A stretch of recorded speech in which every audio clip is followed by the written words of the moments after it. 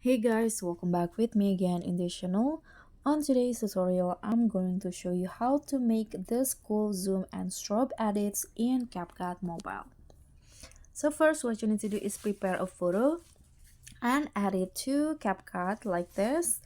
Then first add the zoom effect by clicking on the photo, go to style,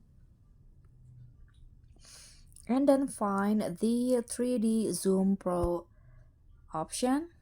Style, click on this 3D Zoom Pro.